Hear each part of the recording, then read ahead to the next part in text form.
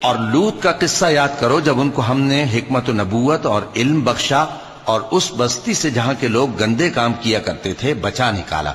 بے شک وہ برے اور بد کردار لوگ تھے اور انہیں اپنی رحمت میں داخل کیا. کچھ شک نہیں کہ وہ نیک کرداروں میں تھے.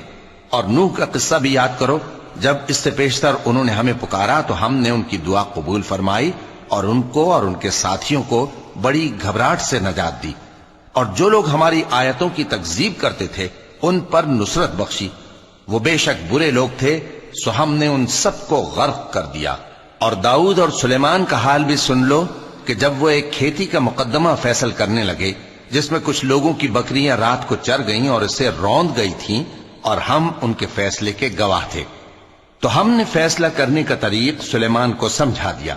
اور ہم نے دونوں کو حکمت و نبوت اور علم بخشا تھا. اور ہم نے پہاڑوں کو داؤد کا مسخر کر دیا تھا کہ ان کے ساتھ تسبیح کرتے تھے اور پرندوں کو بھی مسخر کر دیا تھا اور ہم ہی ایسا کرنے والے تھے. اور ہم نے تمہارے لیے ان کو ایک طرح کا لباس بنانا بھی سکھا دیا تاکہ تم کو لڑائی کے ضرر سے بچائے. پس تم کو شکر گزار ہونا چاہیے.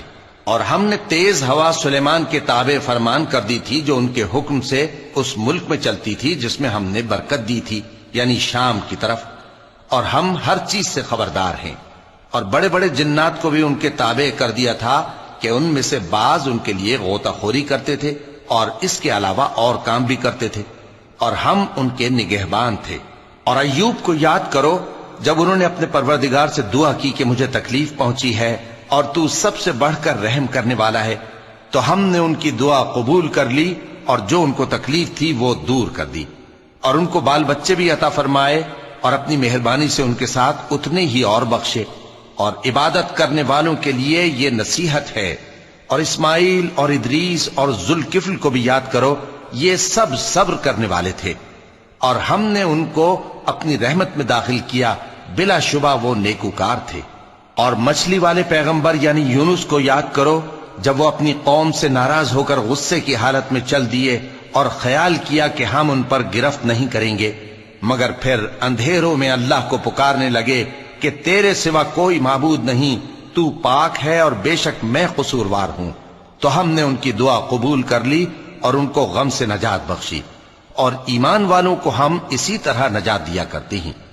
اور زکریا کو یاد کرو جب انہوں نے اپنے پروردگار کو پکارا کہ پروردگار مجھے اکیلا نہ چھوڑ اور تو سب سے بہتر وارث ہے. تو ہم نے ان کی پکار سن لی اور ان کو یحییٰ بخشے اور ان کی بیوی کو اولاد کے قابل بنا دیا. یہ لوگ لپک لپک کر نیکیاں کرتے اور ہمیں امید اور خوف سے پکارتے اور ہمارے آگے عاجزی کیا کرتے تھے.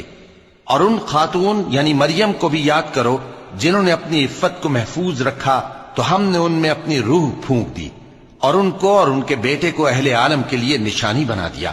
لوگو یہ تمہاری جماعت ایک ہی جماعت ہے اور میں تمہارا پروردگار ہوں تو میری ہی عبادت کیا کرو.